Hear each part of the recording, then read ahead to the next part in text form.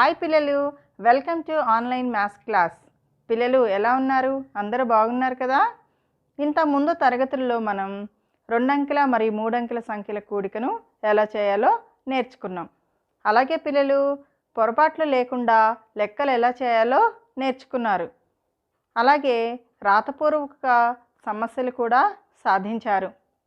పిల్లలు ఇంతకు ముందు తరగతిలో నేను హోంవర్క్ ఇచ్చాను, చేసి మీ ఉపాధ్యాయులకు చూపించారా? చూపించారు కదా, వెరీ గుడ్. మీరు మంచి పిల్లలు. పిల్లలు కొందరు రాత లెక్కలను చూస్తే భయపడుతుంటారు. రాత లెక్కలను అర్థం చేసుకుంటే అవి చేయడం చాలా సులభం. పిల్లలు ఈరోజు మనం పేజీ నెంబర్ 42లోని ఈ రాత లెక్కలను చేద్దాం. పిల్లలు కింది వాటిని సాధించండి అని ఉంది కదా, ఈ లెక్కలను మనం ఇప్పుడు చేద్దాం. ఆ ప్రశ్న చూడండి. కానాల బడిలో 215 మంది విద్యార్థులు ఉన్నారు. బడి ప్రారంభంలో జూన్ మాసంలో 67 మంది పిల్లలు కొత్తగా చేరారు. ఇప్పుడు ఆ పాఠశాలలోని మొత్తం విద్యార్థులు ఎందరు? పిల్లలు పాఠశాలలో మీకు పిల్లలు వేరే స్కూల్కి వెళ్ళడము, కొత్త పిల్లలు మన స్కూల్లోకి రావడము చూస్తూ ఉంటారు కదా. అలాగే ఈ కానాల బడిలో కూడా 215 మంది పిల్లలు ఉన్నారంట. స్కూలు ప్రారంభమైన జూన్ మాసంలో ఇంకా 67 మంది పిల్లలు కొత్తగా చేరారంట. ఇప్పుడు ఆ పాఠశాలలోని మొత్తం విద్యార్థులు ఎందరు అని అడుగుతున్నారు. మొత్తం విద్యార్థుల సంఖ్య ఎలా తెలుస్తుంది పిల్లలు? కూడిక చేయాలి టీచర్. సరిగ్గా చెప్పారు పిల్లలు. ముందుగా ఈ విధంగా రాసుకుందాం. కానాల బడిలోని విద్యార్థులు ఎంతమంది పిల్లలు? 215 మంది టీచర్. సరిగ్గా చెప్పారు.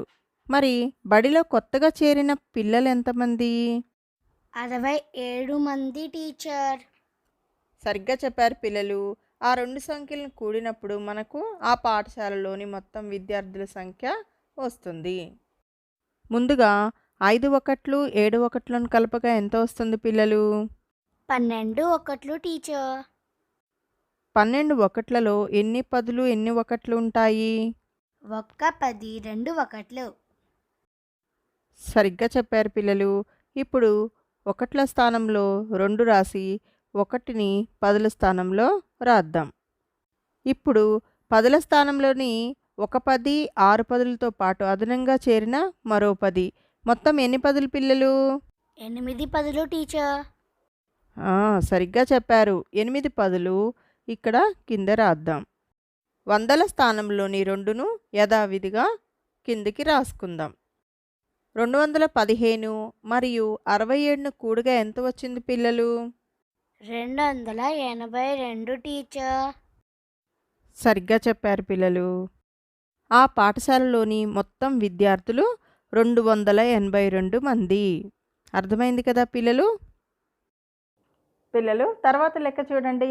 ఒక తోటలో 135 మామిడి చెట్లు, 145 జామ చెట్లు ఉన్నాయి. ఆ తోటలోని మొత్తం చెట్లు ఎన్ని? పిల్లలు మీకు మామిడి చెట్లు జామ చెట్లు తెలుసు కదా. ఒక తోటలో 135 మామిడి చెట్లు ఉన్నాయంట, 145 జామ చెట్లు ఉన్నాయంట. మరి ఆ తోటలోని మొత్తం ఎన్ని చెట్లు ఉన్నాయి? ఎలా తెలుస్తుంది పిల్లలు? కూడిక చేయాలి టీచర్. అవును పిల్లలు, ఈ విధంగా రాసుకొని వాటిని మనం కూడదాం.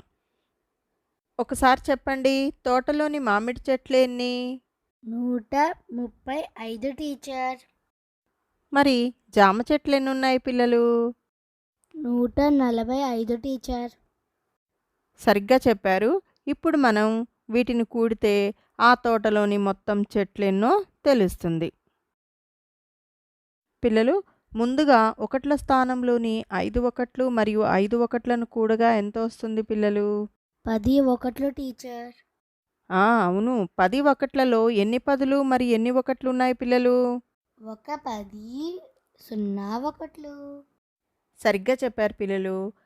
ఒకటిని పదుల స్థానంలో రాసి ఒకట్ల స్థానాల్లో 0 రాద్దాం.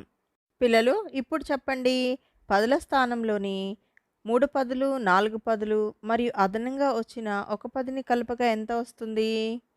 8 పదులు టీచర్. పదుల స్థానంలో 8ని రాద్దాం.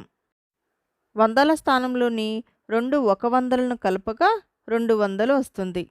2ను వందల స్థానంలో రాద్దాం. పిల్లలు ఇప్పుడు ఎంత వచ్చింది? 280 టీచర్. అవును, తోటలోని మామిడి చెట్లు 135ను, జామ చెట్లు 145ను కూడగా తోటలోని మొత్తం చెట్లు 280 చెట్లు. పిల్లలు లెక్క అర్థమైందా? Very good. ఇప్పుడు ఈ లెక్క చూడండి. రమ వయసు 37 సంవత్సరాలు. సీత వయసు రమ వయసు కన్నా 18 సంవత్సరాలు ఎక్కువ. అయినా సీత వయసు ఎంత? పిల్లలు లెక్కలో ఏమిచ్చారు? రమ వయసు 37 సంవత్సరాలు అని, రమ వయసు కన్నా 18 సంవత్సరాలు సీత వయసు అని ఇచ్చారు. ఇప్పుడు మనం ఎలా కనుక్కోవాలి సీత వయసుని? రమ వయసుకు 18 సంవత్సరాలు కూడినట్లయితే మనకు సీత వయసు వస్తుంది. మరి కూడదామా పిల్లలు? కూడదాం టీచర్. ముందుగా ఇలా రాసుకుందాం. రమ వయస్సు 37 సంవత్సరాలు. సీత వయసు రమ వయసు కన్నా 18 సంవత్సరాలు ఎక్కువ. పిల్లలు ముందుగా 7 ఒకట్లు 8 ఒకట్లను కలపగా ఎంత వస్తుంది పిల్లలు? 15 ఒకట్లు టీచర్. సరిగ్గా చెప్పారు పిల్లలు. 15 ఒకట్లలో ఒక 10 5 ఒకట్లు ఉన్నాయి. 1ని పదుల స్థానంలో రాసి 5ను ఒకట్ల స్థానంలో రాయాలి. పిల్లలు ఇప్పుడు పదుల స్థానంలోని 3 పదులు, ఒక పదితో పాటు అదనంగా చేరిన మరో 10ని కలపగా ఎన్ని పదులు పిల్లలు? 5 పదులు టీచర్. సరిగ్గా చెప్పారు. ఇప్పుడు 5ను కింద రాసుకుందాం. మరి 37కు 18ను కలపగా ఎంత వచ్చింది పిల్లలు?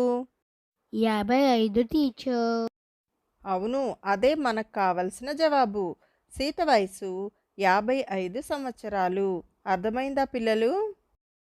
పిల్లలు ఇప్పుడు ఈ లెక్క చూడండి.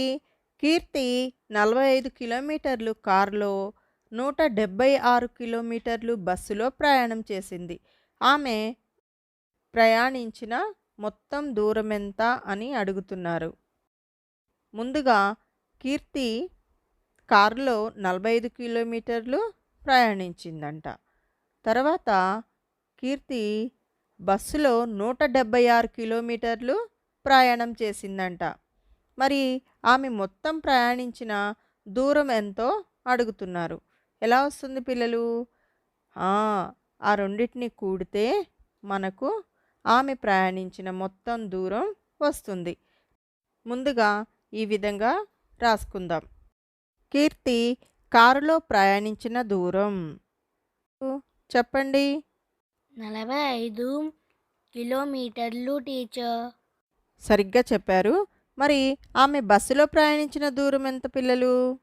176 కిలోమీటర్లు టీచర్. సరిగ్గా చెప్పారు పిల్లలు.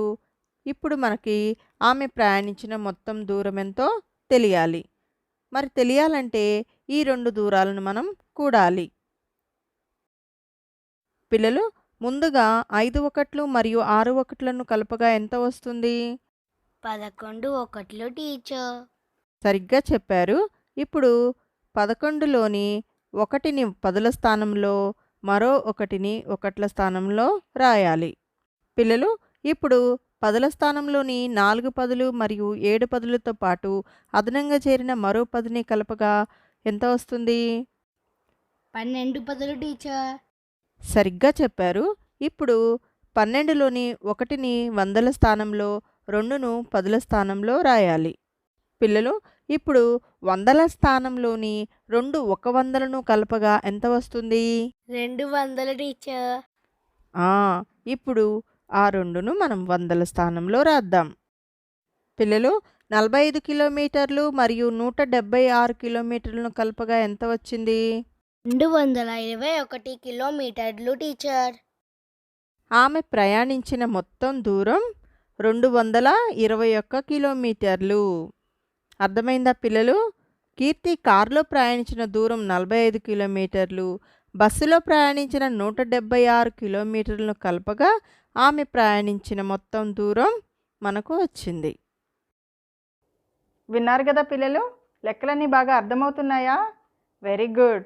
ఈ లెక్కలన్నింటినీ మీ నోట్ పుస్తకంలో నీట్గా రాసుకోండి.